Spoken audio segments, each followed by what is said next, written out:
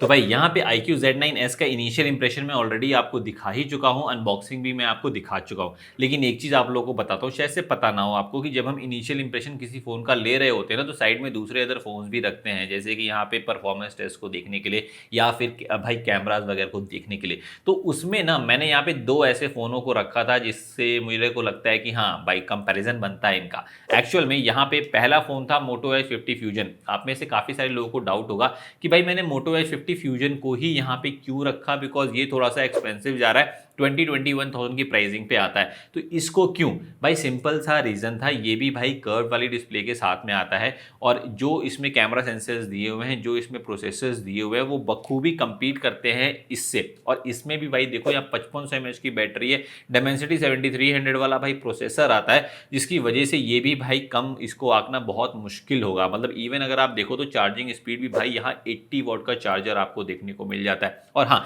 इसी के साथ में मैंने यहाँ पे ना OnePlus Nord CE4 Lite को भी रखा था। रीजन सिंपल सा था कि सिमिलर प्राइसिंग में आता है। दूसरा सबसे इंपॉर्टेंट भाई रीजन था कि काफी सारे लोग ना यहाँ पे OnePlus को एज अ ब्रांड मानते हैं और इस प्राइस पॉइंट में OnePlus Nord CE4 Lite ही एक ऐसा फोन है जिस पे लोग ज्यादा ट्रस्ट करके ले सकते हैं। तो मैंने कहा कि चलो देखा भी जाए कि भाई आखिरकार में ये ट्रस्ट करने लायक भी है या फिर मतलब iQOO ज्यादा बेटर यहाँ पे निकल के आता। तो इन तीनों का ही हमने साइड बाय साइड कंपैरिजन किया हुआ है डिटेल में। आपको मैंने बता दूं, यहाँ पे मैंने बैटरी ड्रेन टेस्ट भी किया हुआ है डिटेल में ही, साथ ही में मैंने यहाँ पे परफॉर्मेंस टेस्ट तो किया ही हुआ है, Antutu बेंचमार्क वगैरह से लेकर गेमिंग टेस्ट, BGMI वाला टेस्ट भी मैंने एकदम डिटेल में किया हुआ है। साथ ही साथ में गाइज यहाँ पे मैंने कैमरा टेस्ट भी किया हुआ है डिटेल में। तो हर एक चीज आपको यहाँ पे जानने को मिलेगी। तो चलिए भाई वीडियो को स्टार्ट करते हैं। सबसे पहले तो मैं बात कर लेता हूँ बिल्ड एंड डिजाइन की।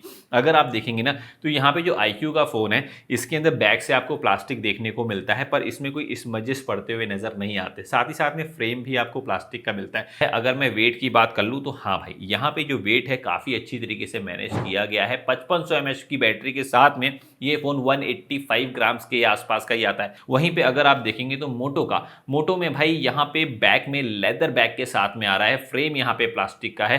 और अगर वेट की बात करेंगे 5000 mAh की बैटरी है केवल इसमें, और इसका जो वेट है 174 ग्राम्स का लाइट वेट है, पर हाँ बैटरी में भी भाई कटौती किया गया है। साथ ही में अगर OnePlus की बात करेंगे तो इसका तो नेक्स्ट लेवल का ही सीन है। यहाँ पे जो बैक पैनल है ना, इसमें स्मजेस बहुत ज्यादा पड़ते हैं। और हाँ भाई यहाँ पे ये स्क्रैच प्रोन भी है, शाइनी है, यहाँ पे पता नहीं क्यों स्क्रैचेस पड़ते हैं बहुत ही ईजिली, और साथ ही में स्मजेस तो आपको पड़ते हुए नजर आएंगी। साथ ही साथ में गाइज मैंने देखा है कि फ्रेम तो यहाँ पे प्लास्टिक का है ही है, और ये एकदम ना यहाँ पे जैसे बाकी दोनों स्मार्टफोन यहाँ पे बैक से कर्वी थी, लेकिन ये यहाँ पे फ्लैट है। तो यहाँ पे लेकिन पकड़ने में आपको ठीक ठाक ही मालूम ही ना देता है, ऐसा कोई प्रॉब्लम देखने को मिलती नहीं है। लेकिन 191 ग्राम्स का है और 5110 mAh की बैटरी के साथ में आता है। तो ये भी एक सीन है, यहाँ पे थोड़ा सा हैवियर साइड में है कंपैरेटिवली दूसरे अदर फोन से। लेकिन अगर हम बात कर लेते हैं यहाँ पे इसके डिस्प्लेज वगैरह की ना, तो आप देखेंगे तीनों में ही आपको फुल HD प्लस की डिस्प्ले देखने को मिलती है। पर जो मोटो का फोन है ये 144 हर्ट्ज के रिफ्रेश रेट के साथ में आता है, लेकिन यहाँ पे HDR का सपोर्ट नहीं मिलता आपको यूट्यूब के अंदर भी, और इसके अंदर यानी iQOO के अंदर आपको ना यहाँ पे आपको यूट्यूब के अंदर भी आपको HDR का सपोर्ट मिलता है 4K के साथ में। और OnePlus की कहानी तो ऐसी है कि 4K का ही सपोर्ट नहीं मिलता है, इसमें HDR की तो बात आप छोड़ ही दो। यहाँ पे केवल 1080p के ही रिजोल्यूशन में आप वीडियोस वगैरह को प्ले करके देख सकते हैं इसके अंदर।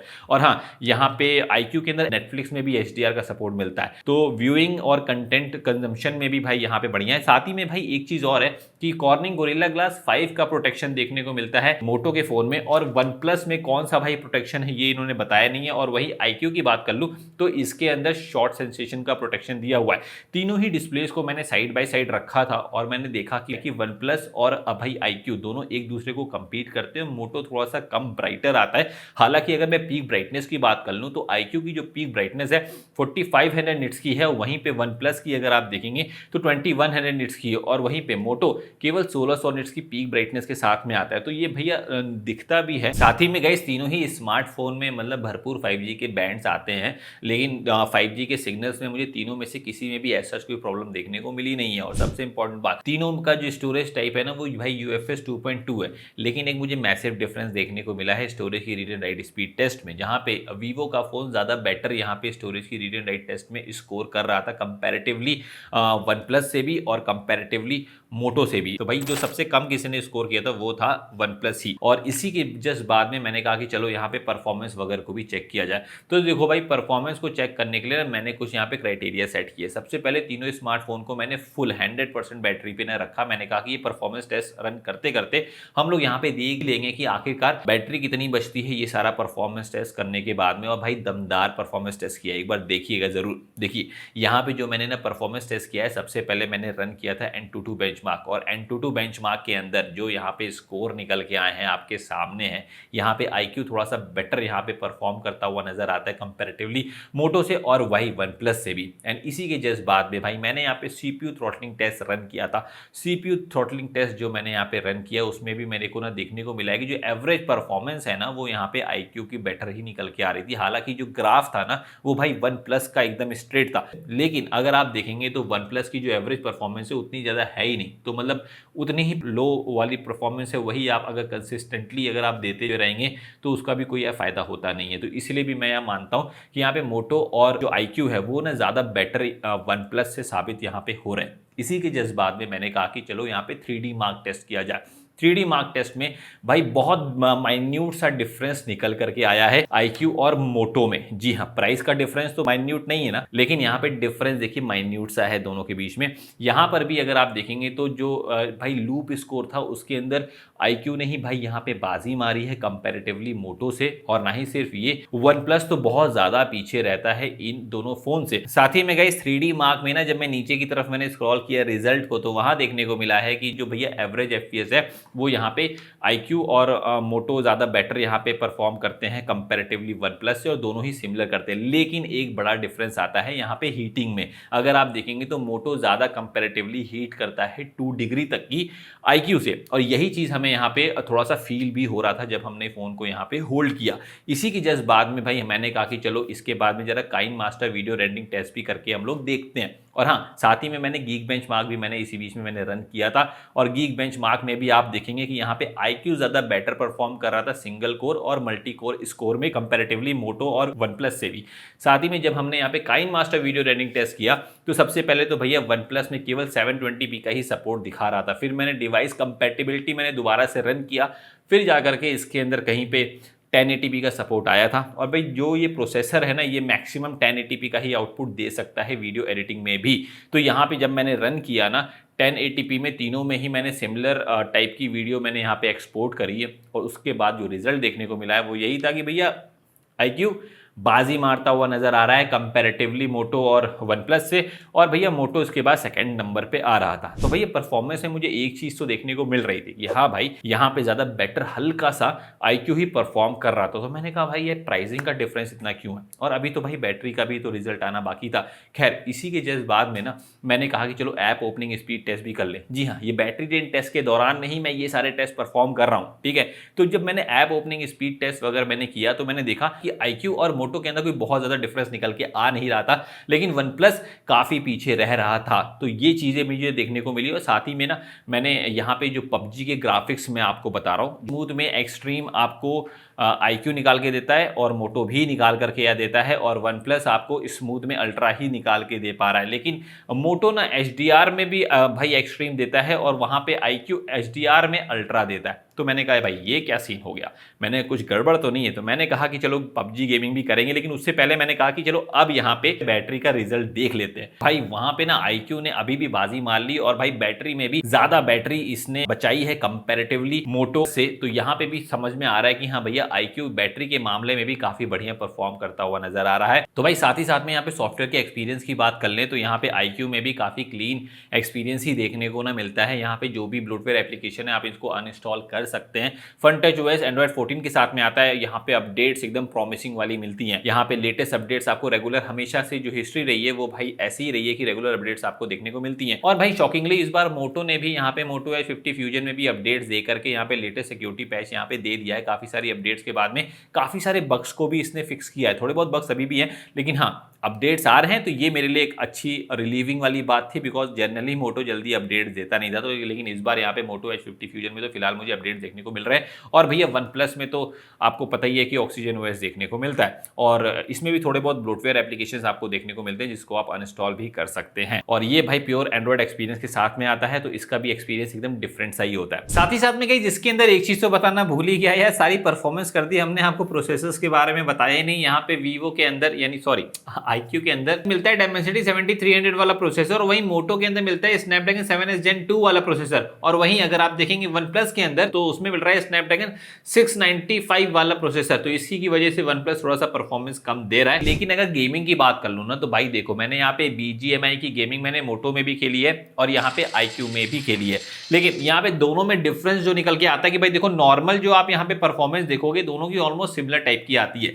लेकिन अगर आप लॉन्गर रन के लिए अगर आप खेलते हो, ज्यादा स्टेबिलिटी के मामले में, ज्यादा लॉन्ग रन में ज्यादा बेहतर परफॉर्मेंस आपको IQ ही निकाल करके ना देता है। उसके पीछे रीजन ये भी है कि थोड़ा सा ये हीटिंग कम करता है कंपैरेटिवली मोटो से। तो अगर गेमिंग की बात आप करोगे तो यहाँ पे मैं IQ की तरफ मैं एक एज मेरा या जाता है। हालांकि अगर आप नॉर्मली देखोगे ना तो उतना कोई बहुत ज्यादा डिफरेंस आपको समझ में आएगा नहीं। और हाँ, एक चीज और है भाई, यहाँ पे IQ की डिस्प्ले मुझे कंपैरेटिवली होल्ड करने में ना ज्यादा फिजिबल लगती है। मोटो की जो डिस्प्ले है ना उसमें एज फॉल्स या घोस्ट टच जो होते हैं ना वो थोड़े से कंपैरेटिवली ज्यादा मेरे को ना महसूस हुए हैं IQ के मुकाबले। साथ ही में भाई अगर आपने वीडियो यहां तक की देख ली है तो मैं डेफिनेटली श्योर हूं कि आपको वीडियो पसंद ही आ रही होगी। तो जब पसंद आ रही है तो क्या कर रहे हो, वीडियो कर दो लाइक, चैनल को कर दो सब्सक्राइब, बेल आइकन को हिट करना भूलना नहीं। इसके बाद अगर मैं कैमरे की बात कर लूं तो देखो भैया यहाँ पे मोटो के अंदर दो आपको सेंसर मिलते हैं। 50 मेगापिक्सल का प्राइमरी जो कि भाई OIS के साथ में आता है, और साथ ही साथ में 13 मेगापिक्सल का आपको अल्ट्रा वाइड सेंसर भी देखने को मिलता है, और फ्रंट में 32 मेगापिक्सल का फ्रंट सेल्फी कैमरा दिया हुआ है। वहीं पे अगर आप देखेंगे IQ के अंदर 50 मेगापिक्सल का प्राइमरी और 2 मेगापिक्सल का डेप्थ वाला देखने को मिलता है। और ऐसा ही सिरा सेटअप आपको वन प्लस में भी देखने को मिलता है। और तो सोनी IMX882 भाई काफी ज्यादा पॉपुलर है। तो भाई देखो यहाँ पे अगर मैं तीनों ही फोन के कैमरा के डिफरेंस की बात करूं, सबसे पहले तो मैं आपको बता दूं यहाँ पे मोटो में जो अल्ट्रा वाइड सेंसर है ना वो HDR बहुत ही बेकार मैनेज करता है। यहाँ पे डायनेमिक रेंज उसकी बहुत ज्यादा बेकार है, केवल अल्ट्रा वाइड सेंसर की बात कर रहा हूँ। और डिटेल तो ऑब्वियसली बात है काफी कम आती है। लेकिन अगर आप नॉर्मल वाले सेंसर का अगर आप कंपेरिजन देखेंगे तो उसमें आपको देखने को मिलेगा कि भाई यहाँ पे मोटो थोड़ा सा ज्यादा ब्राइटर रखता है फोटोज को। और अगर IQ को देखेंगे तो यहाँ पे ये नॉर्मल सा नहीं रखता है, साथ ही में स्किन पे इसकी ना ब्राइटनेस रहती है, पर आसपास का जो एनवायरनमेंट है ना उसको ये ज्यादा ब्राइटन अप करता नहीं है। एंड इवन मोटो ना थोड़ा सा ना सैचुरेशन लेवल उसका कंपैरेटिवली IQ से ज्यादा है। और वहीं पे अगर आप वन प्लस में देखेंगे तो वन प्लस भी नॉर्मल वाले कैमरा से तो ठीक ठाक फोटो लेता है, लेकिन अगर आप डिटेलिंग की बात करेंगे तो वन प्लस थोड़ा सा वहां पे मात खाता है। एंड इवन कई बार मैंने यहाँ देखा है कि वन प्लस थोड़ा सा ज्यादा डार्कर इमेज को कैप्चर करता है कंपैरेटिवली IQ और मोटो से। साथ ही साथ में भाई यहाँ पे ना 2x पोर्ट्रेट के भी ऑप्शंस हैं। तो 2x पोर्ट्रेट में तीनों में ही ऑप्शंस देखने को ना मिलते हैं, और मुझे यहाँ पे कंपैरेटिवली देखने को मिला है कि यहाँ पे IQ भी काफी अच्छा परफॉर्म करता है और मोटो भी। दोनों की फोटोज में आप डिफरेंस देख सकते हैं। 2x पोर्ट्रेट में ज्यादा ब्राइटर,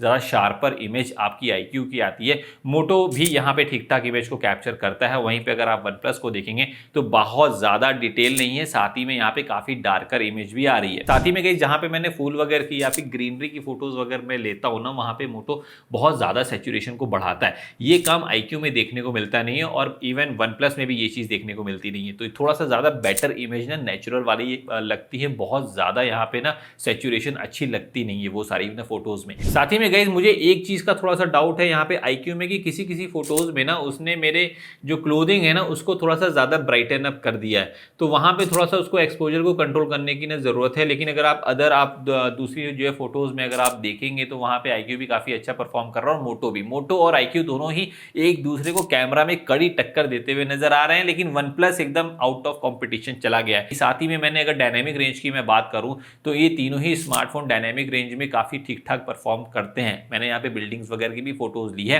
आप अगर नॉर्मल सेंसर से लेते हैं तो उसमें एज सच कोई प्रॉब्लम आपको देखने को मिलती नहीं है। साथ ही साथ में जो हमने यहाँ पे इंडोर में फोटोज वगैरह ली थी, इंडोर में भी आप फोटोज को देखिए जहां पे ना ह्यूमन सब्जेक्ट इन्वॉल्व होता है, वहां पे ठीक ठाक फोटोज ये दोनों ही स्मार्टफोन और तीनों ही स्मार्टफोन इंडोर्स में निकालते हैं। ऐसा कोई प्रॉब्लम देखने को मिलती नहीं है। तो अगर ओवरऑल अगर आप बात करेंगे ना तो भाई हाँ, यहाँ पे देखने वाली बात यह है कि ये तीनों ही फोन ठीक ठाक परफॉर्म करते हैं। लेकिन वीडियो में आपको मैं दिखाता हूँ कि कैसा परफॉर्म करते हैं। वीडियो मैंने कैप्चर की, जरा देखिए। यहाँ पे आप देख सकते हैं कि भाई ये 4K की वीडियो रिकॉर्डिंग टेस्ट है, लेकिन फिर भी यहाँ पे कुछ फ़ोन्स हैं जो कि 4K में कैपेबिलिटीज़ रखते हैं, पर कुछ फ़ोन्स हैं जो 4K में कैपेबिलिटीज़ रखते नहीं। फिर भी यदि आप देखिए यहाँ पे जो इधर कैमरा मैन इधर देखिए, थोड़ा सा कैमरा इधर उधर जा रहा है, थोड़ा सा मेरी तरफ फोकस करने की कोशिश जो है करिए। यहाँ पे इनका ध्यान कहीं और ही है। फ़िलहाल के लिए अगर हम बात करें तो रुको भाई, फ़िलहाल के लिए अगर हम बात जो है करें, यहाँ पे ना कलर वगैरह आप देखिए, साथ ही में डायरेक्टली यहाँ पे लाइट मेरे चेहरे पे आ रही है। कैमरामैन से बोलेंगे थोड़ा सा इधर की तरफ आने का, थोड़ा सा इधर की तरफ आने का, और थोड़ा सा इधर की तरफ आने का, थोड़ा सा इधर की तरफ चलने का, थोड़ा सा इधर की तरफ चलने का। अच्छा ठीक है, यहाँ पे हल्का सा थोड़ा सा इधर की तरफ अपोजिट साइड में आना। और देखो भाई यहाँ पे एक्सपोजर लेवल कैसा जो है ना आ रहा है। साथ ही में इसका OIS टेस्टिंग भी करते हैं कि कितना स्टेबल है। आ जाओ,